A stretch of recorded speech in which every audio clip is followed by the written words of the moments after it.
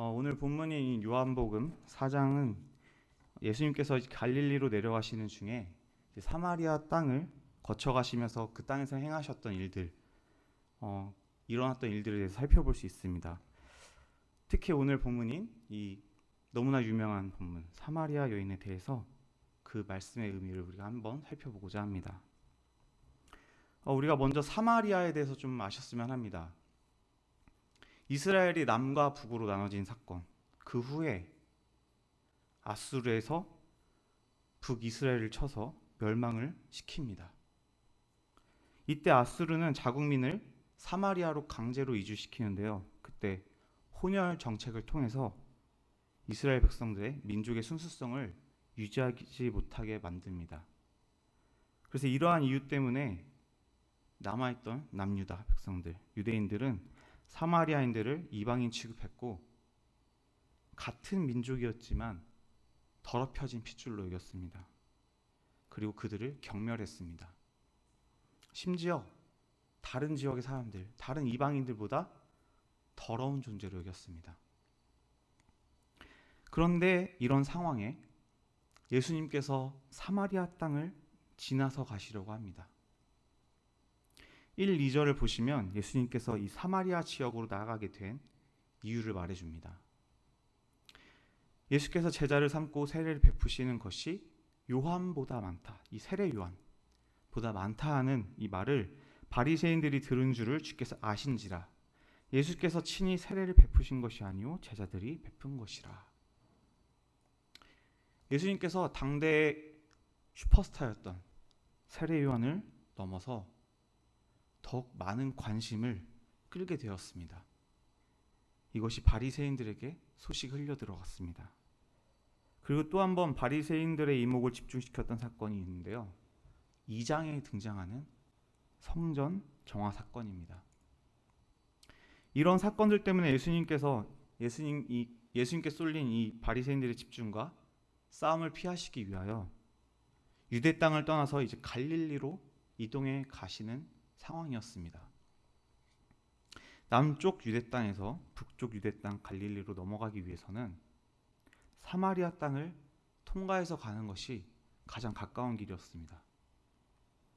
그럼에도 불구하고 대부분의 유대인들은 이 사마리아인들을 증오했기 때문에 더러운 존재로 여겼기 때문에 빙 둘러서 다른 길로 갈릴리 땅을 갔습니다.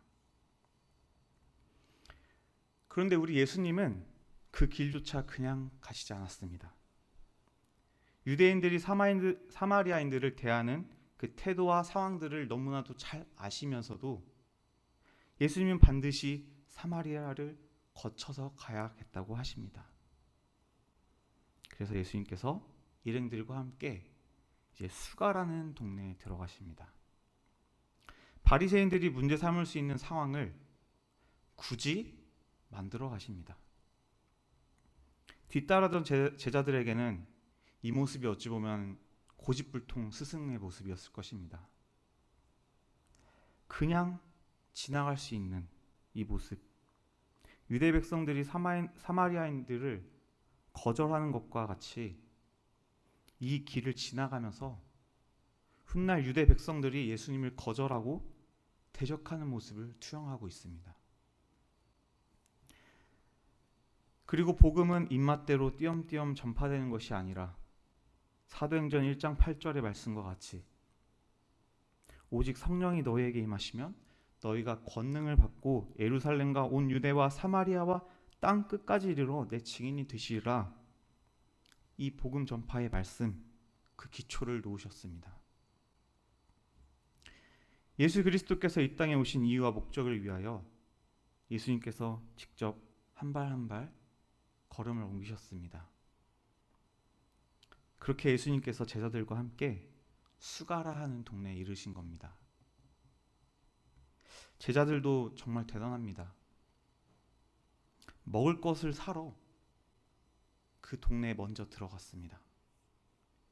위에서 계속 말씀드렸던 것처럼 사마리아인들을 이방인보다 못한 존재로 여겼던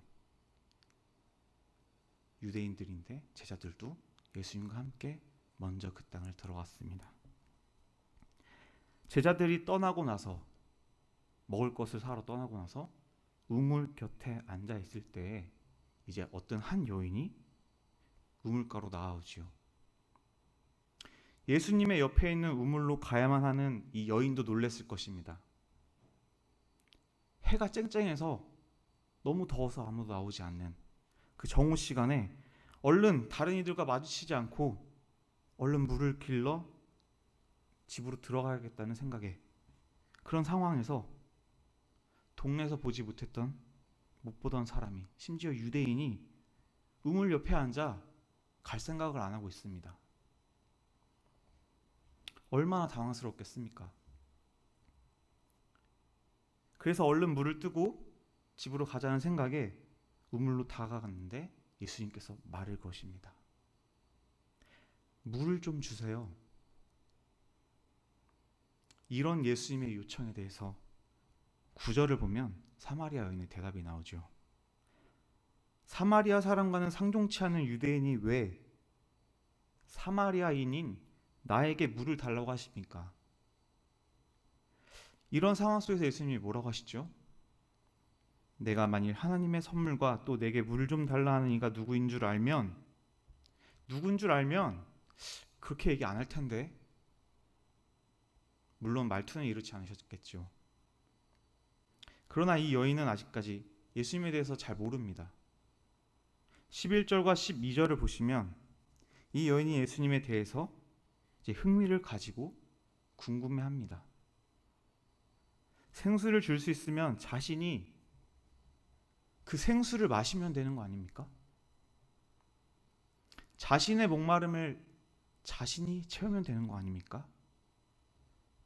그렇게 이 여인은 예수님이 물기를 그릇도 없는 것 같고 우물도 깊어서 그냥 물을 얻을 수 없어서 도와달라는 것인지, 예수님이 하신 말씀이 도대체 무슨 말인지 아리송합니다. 예수님은 이 여인이 정말 자신이 누군지 깨닫길 원하셨습니다.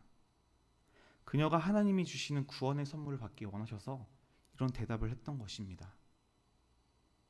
다른 이들이 하찮게 여기는 민족, 그리고 사람들의 이목을 피해 이 더운 정오 시간에 땀을 뻘뻘 흘리며 물을 길러 가야만 하는 이 여인의 상황을 예수님은 다 알고 계셨기 때문입니다. 세상의 가장 낮은 자로 모든 이들을 높여주시기 위해서 오신 이 예수님의 사랑과 구원으로의 초청장을 이 여인에게 내밀어 주신 것입니다. 근데 이 여인은 잘 이해하지 못한 상황 속에서도 예수님의 말씀들에 대하여 무언가 놀라운 점을 찾아냅니다. 10절 끝에 말씀하셨듯이 생수를 내게 주었으리라 라는 말씀의 뜻이 무엇인지 궁금했을 것입니다. 이해할 수 없는 말이었습니다. 그렇게 야곱부터 대대로 내려오던 이 우물의 생수가 아닌 도대체 무엇으로, 어떤 것으로 나의 목마름을 채워주신다는 겁니까? 너무나 궁금했습니다. 그래서 주님께서 확실하게 말씀하시죠. 여기 있는 이 물을 먹는 자마다 다시 목마르려니와 그러나 내가 주는 물을 먹는 자는 영원히 목마르지 아니하리니 내가 주는 물은 그 속에서 영생하도록 솟아나는 샘물이 되리라. 이 여인은 이제 예수님께서 하시는 이 물의 정체가 무엇인지 조금 깨달았습니다. 영원한 생명의 근원이 되는 물, 영적인 목마름을 채워주는 물임을 깨닫게 되었습니다. 그래서 여인이 그런 물을 내게 주사 목마르지도 않고 또 여기 물 기르러 오지도 않게 하옵소서 라며 고백하는 것입니다. 그리고 이제 또 다른 사건이 전개가 됩니다. 16절에서 가서 내 남편을 불러오라. 갑자기 물 이야기를 하시다가 남편 얘기로 넘어가십니다. 여자는 굉장히 당황했습니다. 그래서 엉겹결에 대답하기를 나는 남편이 없나이다. 이때 예수님이 말씀하시죠. 예수께서 이르시되 내가 남편이 없다는 말이 옳도다. 너에게 남편 5이 있었고 지금 있는 사람도 내 남편이 아니니 내 말이 참되도다. 자, 예수님은 이 여자의 모든 과거, 현재를 다 알고 계시죠. 너무나 명확하게 얘기를 하십니다. 이 여자는 이미 남편이 5명이나 있었다고 합니다. 그리고 현재도 남자와 같이 살고 있습니다. 사마리아 여자가 왜 남편을 5명이나 두게 되었는지 우리는 알 수 없습니다. 또 현재 데리고 살고 있는 남자는 어떤 관계인지 잘 모르겠습니다. 그러나 분명한 것은 이 여인이 참으로 남자 관계가 너무나 복잡하고 사회적인 통념으로 보아서도 얼른 용납이 안 되는 죄 많은 여인이라는 것입니다. 아마 오늘날과 같이 성적으로 개방되고 불륜과 이혼이 흔한 시대에도 이런 여자가 있었다면 아마 사람들에게 손가락질을 받았을 것입니다. 하물며 율법과 전통이 강한 그 시대의 여자는 사회적으로 외면당하고 소외된 여인이었을 것입니다. 그래서 그녀는 아무도 나오지 않을 시간, 정말 너무나 더운 시간, 그 시간에 물을 길러 나왔습니다. 예수님은 사마리아 여자에게 가서 내 남편을 불러오라고 하신 거, 이 여인이 갖고 있는 죄의 문제를 드러내십니다. 도덕적으로 그 속에 깊은 비밀들을 파고들어 가면을 벗기를 이제 촉구하시는 것입니다. 회개치 않은 죄가 있으면 영생하도록 솟아나는 생물, 그 성령을 우리가 맛볼 수 없습니다. 우리가 온전히 주님 앞에 회개를 할 때 그 기쁨의 생수를 맛볼 수 있습니다. 여인은 자신의 과거를 속속들이 알고 계시는 것을 보니 이분이 선지자인가? 이렇게 틀림없이 생각합니다. 그래서 19절 20절에 여자가 이르되 주여 내가 보니 선지자로소이다. 우리 조상들은 이 산에서 예배하였는데 당신들의 말은 예배할 곳이 예루살렘에 있다 하더이다. 자, 이제 남편 문제에서 예배 문제로 넘어갑니다. 여자는 자기와 대화하는 분이 선지자라는 사실을 알았을 때 제일 먼저 예배에 관하여 질문하였습니다. 이를 볼 때 예수님께서는 사마리아 여자가 예배에 관심을 갖고 질문하기까지 그 길을 이끌어 가신 것입니다. 예수님께서 갈릴리로 가시면서 사마리아 지방을 굳이 통과해 가신 것도, 또 수가 동네에 그 우물가에 앉아 쉬셨던 것도, 사마리아 여자에게 물 좀 달라고 하신 것도, 또 여인에게 내 남편을 불러오라고 하신 것도, 이 모든 것이 그 여인의 삶의 목적과 방향이 예수 그리스도를 향해 온전한 예배를 드려야 함을 알려주시기 위함이었습니다. 왜냐하면 영원히 목마르지 아니하는 생수를 공급받기 위해서 반드시 진정한 예배를 우리가 드려야 하기 때문입니다. 예수님은 여자에게 진정한 예배가 무엇인가를 말씀해 주십니다. 다 같이 우리 21절부터 24절을 읽겠는데요. 예수께서 이르시되 여자여 내 말을 믿으라. 이 산에서도 말고 예루살렘에서도 말고 너희가 아버지께 예배할 때가 이르리라. 너희는 알지 못하는 것을 예배하고 우리는 아는 것을 예배하노니 이는 구원이 유대인에게서 남이라. 아버지께 참되게 예배하는 자들은 영과 진리로 예배할 때가 오나니 곧 이때라. 아버지께서는 자기에게 이렇게 예배하는 자들을 찾으시느니라. 하나님은 영이시니 예배하는 자가 영과 진리로 예배할지니라. 아멘. 여기서 이 산에서도 말고 예루살렘에서도 말고 너희가 아버지께 예배할 때가 이르리라. 이 말씀은 아무 곳에서나 예배를 드려도 된다는 뜻이 아닙니다. 그러나 우리가 오늘날 예루살렘까지 가서 예배드리지 않지요. 정말 감사하게도 예수님이라는 구원의 길을 열어주셨기 때문에 율법의 완성이신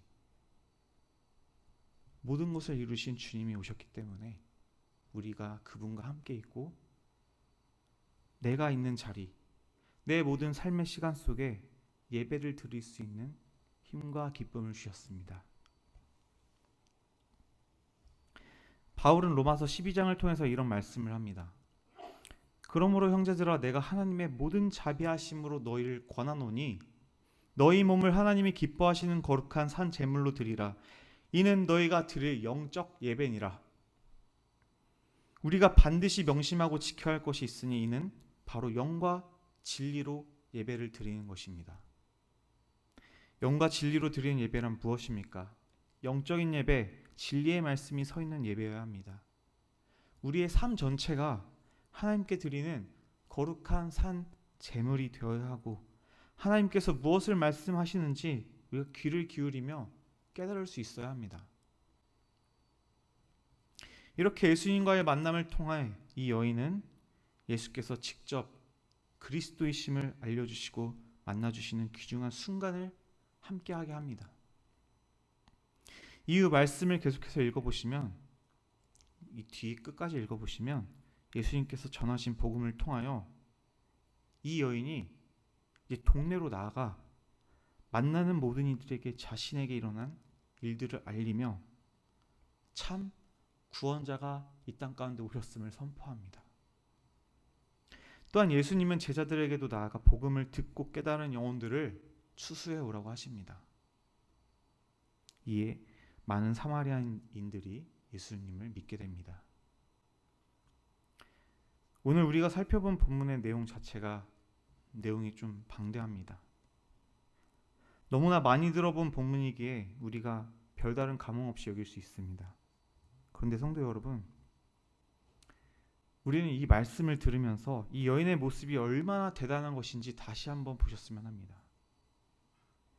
우물가에 물을 기르러 온 이 여인은 결코 평범한 모습이 아니죠. 평범한 삶이 아니었을 것입니다. 남편이 5명, 아니 지금 함께하고 있는 남자까지 6명, 이런 여인입니다. 정말 남편이었을지 아니면 그냥 남자친구들이었을지조차 명확하지가 않습니다. 누가 봐도 손가락질하며 욕먹어야 하는 이 여인도 예수님은 결코 차별하지 않으셨습니다. 이 여인에게도 예수님은 손길을 내밀어 주십니다. 그리고 예수님은 이 여인에게만 그 손길을 내민 것으로 끝나지 않으셨습니다. 죄를 혼자 지었습니까? 아니요.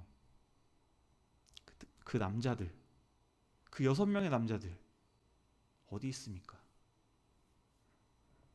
예수님이 내 남편을 데려오라고 하셨죠. 그들도 불러오라고 하셨습니다. 이들에게 당신께서 구원의 길을 기꺼이 열어주시려고 합니다. 물론 이 남자들에 대하여서 그 뒤에 말씀은 없지만, 그러나 우리는 여기서 하나님께서 우리를 얼마나 사랑하시기에 한 영혼을 귀하게 여기시고 그들조차 부르시는 모습을 볼 수 있습니다. 여러분, 제 자신이 그 자리에 있었으면 어땠을까요? 제가 감히 그 여인에게 죄인이라고 할 수 있었을까요? 우리도 우리 속에 나만 알고 있는 죄들이 있을 것입니다. 그 죄를 속속들이 들여다보시는 예수님 앞에서 우린 뭐라고 말할 수 있을지 모르겠습니다. 내가 굳은 표정으로 예수님이 하시는 말씀을 듣고 있을지, 아니면 너무 놀라 울며 엎드렸을지 모르겠습니다. 우리가 하나님 앞에 나아갈 때 우리는 철저하게 벌거벗은 상태가 됩니다. 그 어떤 것도 숨길 수 없습니다. 이렇게 항상 죄 속에 허우적거리며 살아가는 우리에게 하나님이 정말 바라시는 것은 영과 진리로 온전히 예배의 자리에 나오라. 모든 것을 회개하고 모든 죄들을 자백하고 주님 앞에 정말 참 모습으로 예배의 자리에 나오라. 이 예배하기를 바라십니다. 그 어떤 포장지로 꽁꽁 싸매고 나오는 것이 아닌, 이 여인이 자신의 모든 것이 드러남 속에 회개하며 그 가운데 그리스도를 믿으며 변화된 모습과 같이 우리는 세상이라는 물동이를 버려두고 나의 입술을 통해 수많은 영혼들이 들을 수 있도록 복음을 전하는 자가 되셨으면 합니다. 42절을 함께 보시겠습니다. 그 여자에게 말하되 이제 우리가 믿는 것은 내 말로 인함이 아니니 이는 우리가 친히 듣고 그가 참으로 세상의 구주신 줄을 알미라 하였더라. 아멘. 이 말씀과 같이 나의 입술로 그리스도를 전할 때 나의 힘이 아닌 그리스도께서 친히 함께 일하십니다. 우물가의 이 여인이 얼마나 대단한 일을 벌였는지 아시겠습니까? 사람들조차 피해 다니려 했던 죄 많던 여인, 이 여인이 사마리아라는 그 한 지역 가운데 부흥을 일으켰습니다. 그리스도를 만난 그 기쁨을 통해 자신뿐만이 아닌 민족을 살렸습니다. 우리도 할 수 있습니다. 내가 그리스도 안에서 변화되고 나아가 그 말씀을 전달할 때, 복음을 전할 때 내 힘이 아닌 그리스도의 힘으로 전파되고 일하시고 변화가 일어납니다. 세상이 천하게 여겼던 이 여인이 일으킨 이 위대한 발자취를 우리가 보면서 이 여인이 바로 나 자신이 되셨으면 합니다. 나도 이 여인과 같이 죄 많은 죄인이지만 그리스도 안에서 변화되고 변화시킬 수 있는 사람입니다. 내가 바로 그 여인이 될 수 있습니다. 예수님께서는 어떻게 저런 사람을 사용하실까? 그렇게 생각할 만한 자들까지도 들어서 사용하셨습니다. 나도 이 여인과 같이 사용될 수 있습니다. 그 소망을 가지고 나도 하나님 안에서 사용될 수 있음을 갈망하며 사셨으면 합니다. 우리 함께 찬송을 하나 했으면 하는데요. 너무나 잘하시는 찬송이지요. 우물가의 여인처럼 이라는 찬송인데 제가 정말 참 많은 은혜를 받은 찬송이었습니다.